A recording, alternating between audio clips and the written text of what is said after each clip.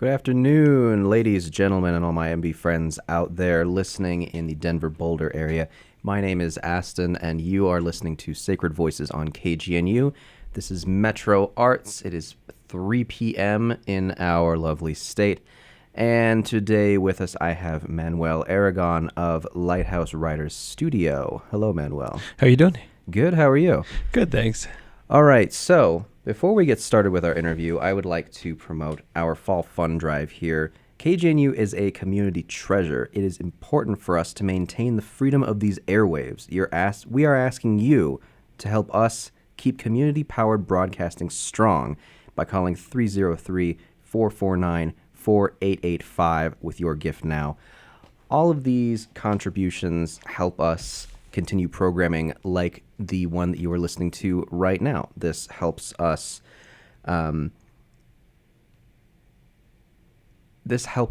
to continue what we are doing and to provide you with the best content available for the Denver metro area.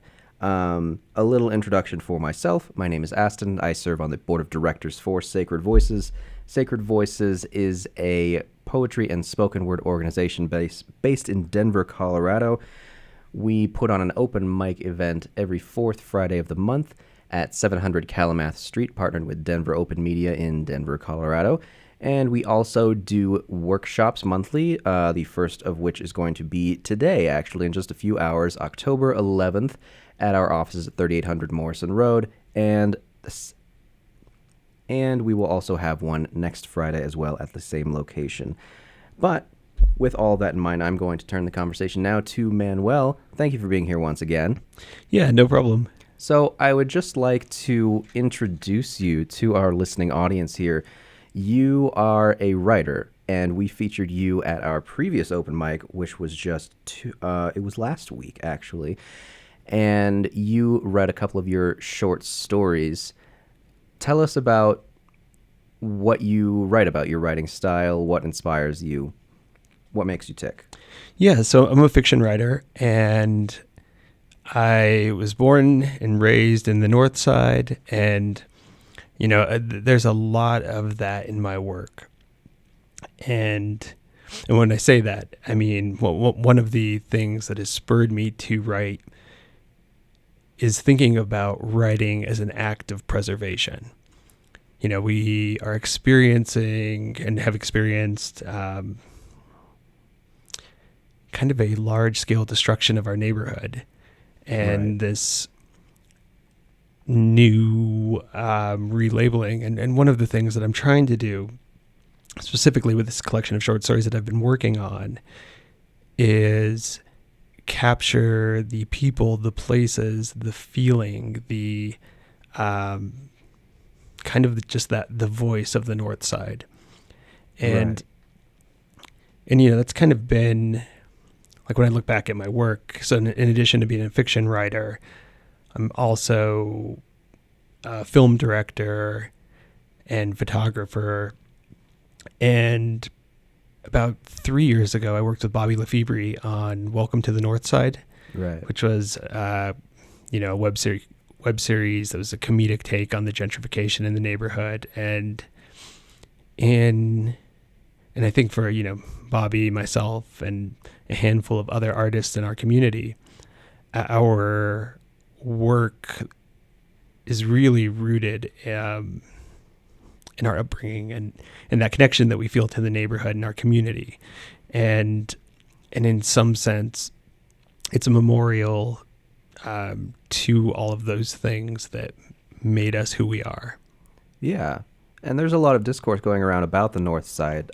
Bobby Lefebvre, like you said, just put on his play North Side, which has been playing. It played at Su Teatro. I believe it just finished this run. It was a fairly long one. He also, I don't know if you know this, he was the co-founder of our organization. But yeah, listening to your short stories at the open mic, it just seemed very authentic and like a lived experience of someone who has been in the North Side. Talk to us about what it was like growing up there and living there in your formative years and how that shaped you as a person and a writer now. Yeah, I think that, so myself, along with my 3 brothers. We were all raised in the North Side, and the 4 of us all had this varying degree of kind of quintessential North Side experiences, if you will. A few of my brothers growing up were friends with gangs, hung out in gangs. And then, one brother was like really into like the B-boy scene of the mid 80s. Mm-hmm. And so I think of the North Side, and one of the aspects that I am frequently reminded of is how communities of color exist, kind of all facets of life exist in the same community. Mm-hmm. If you think of, comparatively, if you think of a white community, you could have a white community that's like partially based in Sun Valley, mm-hmm. and they never come in contact with their middle-class peers who live in Lakewood. Right. And they never come in contact with their upper-class peers who live in like Cherry Hills. Yeah. And how, in the same block in the North Side, you could have your, you had your friends, cousins, whoever who was involved with gangs. You also had the same friends and just family members who were involved and like ran small businesses, mm-hmm. owned a lot of the shops and restaurants in the neighborhood. You had a lot of, like, I think of my one of my great aunts, and her and her husband owned and operated La Bamba, which was kind of the quintessential North Side nightclub. And it was on 39th and Pecos. And, they were wealthy, and they lived still in the North Side. Right. And so there's not, so going back to it, I think for me, it was really, as I grew up, I don't think I was so aware of how closely intertwined our community was. And as I grew older and went to college and existed in a lot of white spaces, mm-hmm. it was a really interesting thing to see how white society, how there's like these separations between right. the class levels, the society levels, and they're like, oh, well, within my family, you can have like a cousin who's been to prison and another cousin who's a prison guard, and have like these really close family juxtapositions of identity, and I think that really shaped me too. That I think there's a lot of we all kind of exist in that same space, just as people. That there is a complex existence to us that you might be. Some person may see you like. As a writer. For other people, you are, like, I always think about this, having kids, that my oldest son, his friends, I'm just Gabe's dad. And right. and like how you exist in all these spaces. And mm-hmm. and it's, so going back to the writing, I want to capture kind of that complexity of existence that I think it's easy to, especially, when we talk about the North Side, there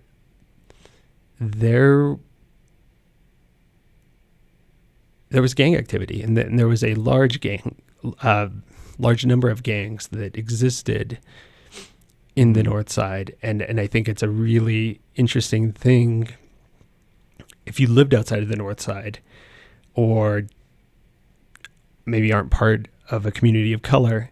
You look, and it's a really easy thing to do, to label and say like gangs are good, police are bad, and all of these. I'm sorry, gangs are bad, police are good, right? And it's a really complex thing to like. Well, no, this gang serves kind of a familial structure for a lot of friends and family in the neighborhood and doesn't necessarily, when you think of gangs, it's not gangs as in like something on CBS on a Tuesday night. Yeah. But it's a far more complex and complicated picture than I think people allow themselves to see. Yeah, and that it raises a question for me. I was thinking, like, when white people, they come into these areas, they come into the north side, they start calling it the Highlands. They want to gentrify it and stuff. When they are faced with the reality of this gentrification, when they see this media, like your short stories or these plays or all of these different things that are coming out about the north side and the reality of these, brown people stories, what is their reaction to that? What do they think about it? So I was talking to Bobby, just kind of getting like, how are white people responding to your play, to Northside? and I think this about work, whether it's about the North Side or just generally work from writers of color, that some of the reaction is, I'm offended by it. And Bobby said that, some people were offended by the play, which, like, okay, whatever. And then there's this other piece of, and as I've shared some of my writing, there's this piece for people, I think, of, I'm not present in your work. And that's a really interesting, like, okay, that's a, as I've been working on this short story collection, I've taken classes at Lighthouse where I work, and some of the critique I get is like, well, maybe add a white character here. Right. And I'm like, well, help me understand that. Because, I've, as an artist, generally the works that we've been familiar with as people of color, that, that's considered part of canon, is by white artists. Yeah. And so we have to scratch the surface to see our humanity in it. And so I think now that that's reversed, I think that's why it's such an interesting reaction to hear that from people, and then even to share, like, for me, and I think this is the same for a lot of artists of color, that for white audiences, that if you read my work, if you engage with it, that's great. I think at the end of the day, you have to just be aware that it's not, you are not the primary audience, right? And I'm trying to. There's some things that you're going to read about that you maybe are unaware of, and I hope that you can engage with it. And if you can't, that's okay. Yeah, it seems like just sitting with the discomfort that it's not about you or necessarily for you. You're not the target audience for this piece of media, and that's something that people of color have to deal with their entire lives, mostly with all of the media that's come to them. So it's turning the tables on them. It seems like that's. I as somebody who's like I'm a huge comic book geek, one of the things that I always laugh about, just like, and even amongst my friends, like, oh, well, where's the, so you're reading X-Men, and it's like, well, where are the black X-Men at? where are the Latinx, the Latinx? Where are they at? Where are those X-Men at? Where are the, and even where are the non-binary X-Men? And you start to get into these, like, because the truth is, like, these other really, or like, where are my brown hobbits at? Right. And it's one of those, like, I like to ask those questions too, because it's like, you can read an epic about Middle Earth, or deeply engaged with X-Men and oppressed people. Yeah. And I think for white readers, they can look and they're like, I get this. But then they can't make that next step to like, oh, hey, but also I think I'm starting to get you and what you're going through. Yeah. And that's, you'll see it when like they put out the new version of Spider-Man, Miles Morales, and there was a backlash against that. There's like, why this is just pandering or whatever they came up with for that. Yeah, I remember like right around the time that came out, Lighthouse had brought a nonfiction writer and poet named Kevin Young, and he and I were kind of vibing over both being brown and black geeks, and he was just talking about Into the Spider-Verse and how for him to take his son to see that, right, and to see like a Spider-Man that looks like his teenage son, right, and that his teenage son, like, just that the tears that it brought to his eyes, and what how representation matters, right, and that is very important, and that it very clearly shines through in your work. I'd like to take a moment real quick, have a little bit of a sidetrack so we can talk about our Fall Fund Drive again. This is taking place through most of October. It just started.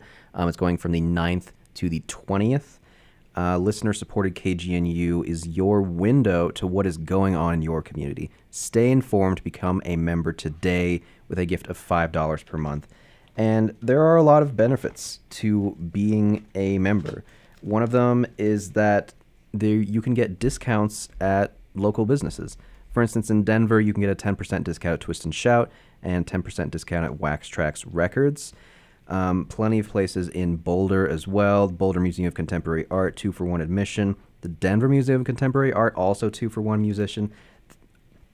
admission, sorry. There are just a lot of benefits to doing that, and you get the benefit of knowing that you are keeping our community-based content going and moving forward, such as the content that you are listening to right now. So I hope that you keep us in your thoughts and become a member today by calling 303-449-4885 with your gift right now. Now, Manuel, I'd love to talk with you about the Lighthouse Writers Workshop and what they have going on right now. I believe it is called the Big Read. Yeah, so Lighthouse, we're proud to sponsor.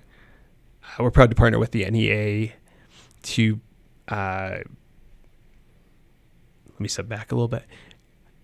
So Lighthouse received a grant from the NEA for the Big Read, and the last time we did this back in 2017, we partnered with the city to bring out Claudia Rankine, author of the number of poetry collections, as well as at the time her book Citizen.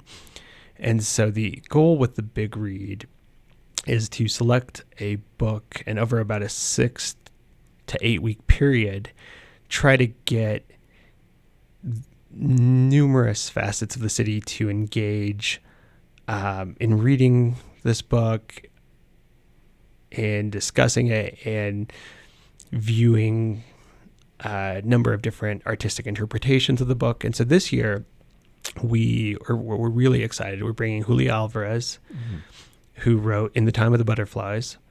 We're bringing her on November 6th. Okay. And so we are partnering with DU and Denver Arts and Venues to not only she will be in conversation with local artist or local writer, Kali Fajardo Astin, and they'll discuss Julia's work. And then the next day, Julia will visit East High School, give a talk to the students there, And then later that afternoon on the 7th, she will teach a class at Lighthouse. Oh. And so we're really excited. Just the ways that we get to engage the Latinx community around this. So we're partnering for one of the events with Su Teatro, and they will be doing a live reading of the stage adaptation of In the Time of the Butterflies. Okay. We have also partnered with Denver Public Library, and they're hosting a number of book clubs around the book. And so those, so we'll have one, I believe, one tomorrow, October 12th, at Corky Gonzalez Library. Okay. And then I can't recall the date offhand, but we'll have a few of them that are specifically in Spanish. We ordered a number of copies of the book in Spanish, and want Spanish readers and speakers to be able to engage in part of this the dialogue around this book. Right. And you guys had a kickoff event at the Botanic Gardens, which you performed at, I presume? I actually didn't. Oh, okay. But we had a number of we had a number of Sacred Voices participants come out and perform, like Franklin Cruz, Charlie Mendoza, as well as I think Randy Abeda from, is he with Los Mocachetes? Right. And a few other performers came out September 27th. I believe Teneo Winder was there. I think she's also affiliated with us. Yes. Yeah. And so, the event was really cool. It was a chance to come together right off the bat and start engaging in some performance, some music, and a chance to kind of kick off the dialogue around the book. Right. In addition to those performances, Denver Botanic Gardens also selected a number of writers from Lighthouse or affiliated with Lighthouse through our various outreach programs and put their work up around the gardens. Oh, okay. And so that their writing, I believe, will be up until November 6th throughout the gardens. That's great.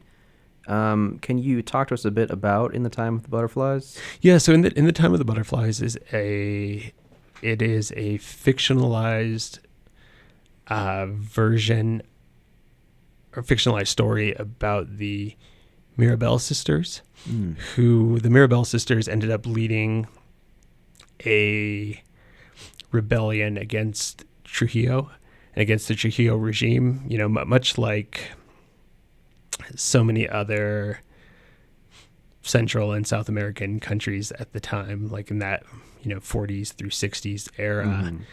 The Dominican Republic had a dictator, had a U.S. funded dictator in charge of the country, and the Mirabelle sisters worked to build a network of resistance to Trujillo. And so I know for Julia Alvarez, it was really important to write about this. It was very formative for her. Her family ended up leaving the Dominican Republic during the Trujillo regime. And her father, I believe, had been tied to the rebellion efforts with the Mirabelle sisters. And it was, and I think of this, as she's talked about it, it is kind of a connection to her own history and kind of the folklore of who the Mirabelle sisters became in her head. And she wanted to put that down on the page and capture such an important story. Yeah, that's really great, and it's going to be great to see engagement with this story and this book on such a large scale throughout the city, especially like a bilingual effort, like you're saying, just to have everybody talking about, this issue, this historical moment that not a lot of people are aware about or talking about right now, I would say, and just to have people engage with that, it's a great thing. Well, and it's really timely when you look at what happened in Central and South America, especially so with this book in the Dominican Republic, and how, in a lot of ways, the Trujillo regime mirrors what we're experiencing right now with the Trump regime, and how, like the Dominican Republic has historically, and starting back then and to this day, really struggled. Also, not even struggled.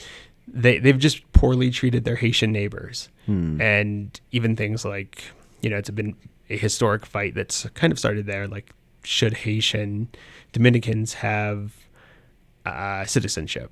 Right. And so there was a huge movement, a few years ago where they were stripped of citizenship in the Dominican Republic. But a lot of that has its roots in the Trujillo regime and sort of that anti-blackness that spread through there. I feel like what we're experiencing in America right now is, it's a mirror to what the book captures. Yeah, absolutely. I can definitely see that. I'd like to shift gears a little bit and give you a bit of a moment to talk about your upcoming book. Yeah. So I've been working on a short story collection, and I'm still working on it. It's still in process. It's called Norteñas, and part of the reason for the title is, what does even that word norteña mean? Like, I think of, we talked a little bit earlier about kind of the complexity of identity. And if you even look at that word, so you have, your norteños that are a type of music, your norteños who are a type of gang member, your norteños who like win in comparison to our Mexican relatives. We aren't Mexican or brown enough. Oh, that piece of the identity where we are, we're Mexican American, and so even that comparison and so I've been working on this short story collection for probably the past 3 or 4 years, and I've had I had the first piece published recently, and a lot of the works, as I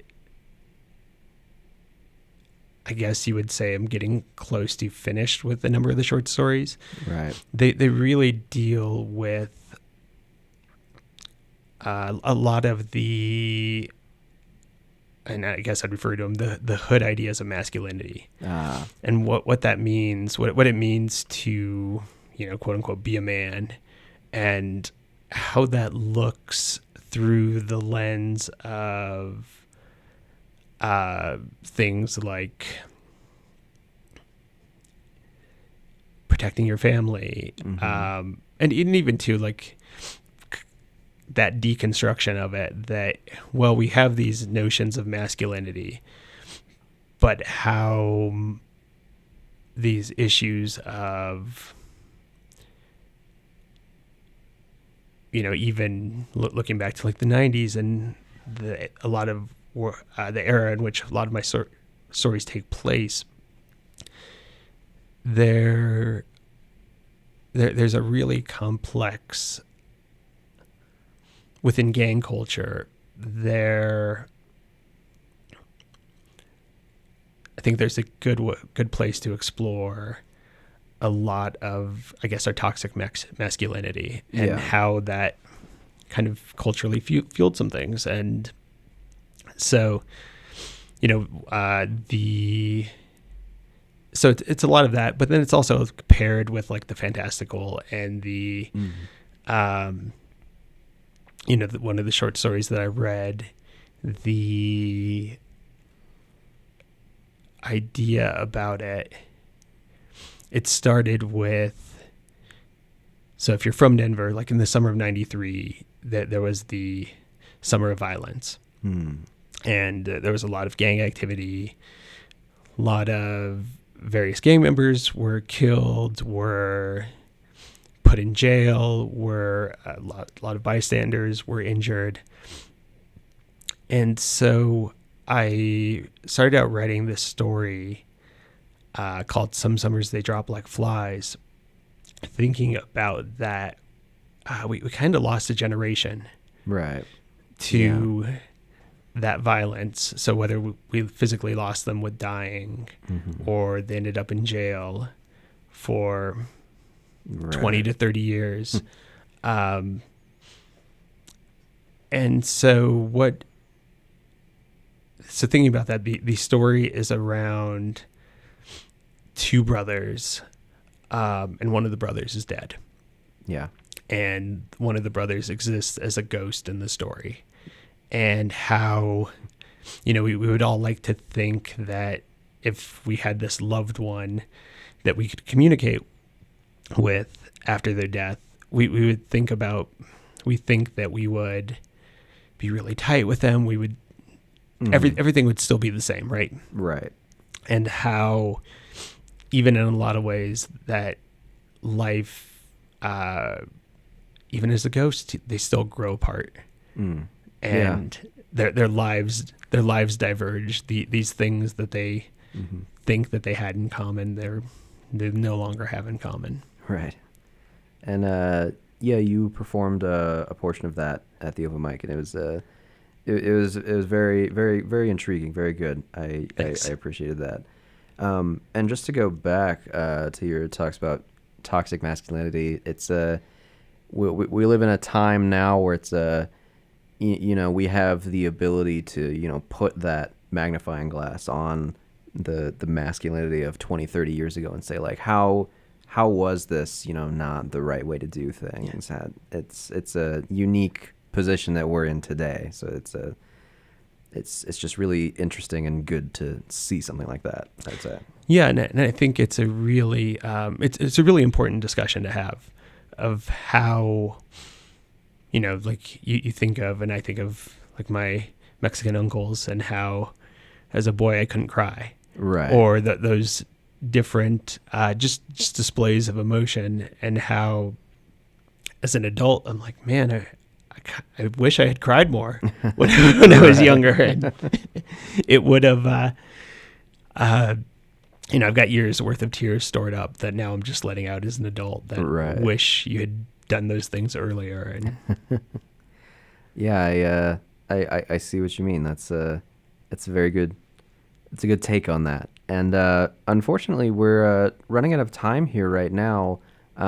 So if you'd like to take this opportunity to plug everything that's coming up, I know you said that there was something for the big read on the 12th, and your own book, and just anything else that you have. Yeah, so a couple of different things. October 12th at Corky Gonzalez Library, there's a book club for In the Time of the Butterflies. And there's a few more of those that you can find out the info at lighthousewriters.org. As well as Julio Alvarez will be here November 6th in conversation with Khalid Fajardo Astin at DU.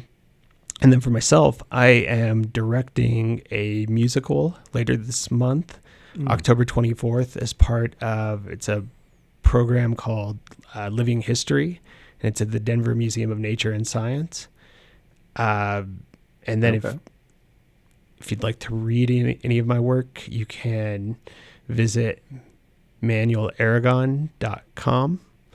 And that has like some links to at least the one short story that's been published so far, and some film works and photography and all that fun stuff. So great.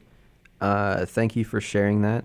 I'm going to plug Sacred Voices in just a second, but before we do that, I'd like to plug KGNU one more time and talk about our Fall Fund Drive, which is happening from now until the 20th. Let's connect community with creativity. With scandals and talking heads taking up so much space in the media landscape, it's easy to lose track of the stories that will have a lasting impact on the future. Support news programming that covers your world at kgnu.org. A $5 donation goes a long way to supporting this radio station and community-based programming like the one you were listening to right now. Please call in with your $5 donation at 303-449-4885. And once again, my name is Astin, and I am on the board of directors of Sacred Voices. Upcoming, we have our workshop at our office at 3800 Morrison Road, and that is today in just a few hours.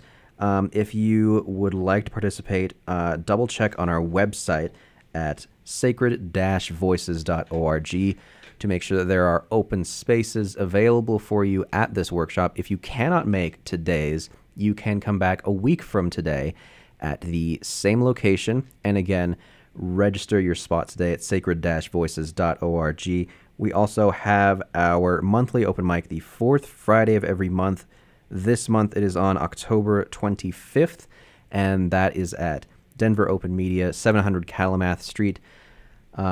We will have some great features, some great poets, musicians, performers. It'll be a great night of community and for you to share and experience the culture and community of your voice.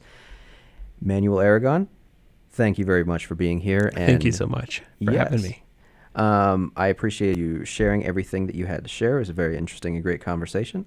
I had a good time, and I hope to see you again at some of our open mics. I hope to see you again at the big read events and all of that stuff, and I hope to see all of you listeners again on the next edition of Sacred Voices on KGNU. For now, my name is Astin, and this is goodbye. See you next time.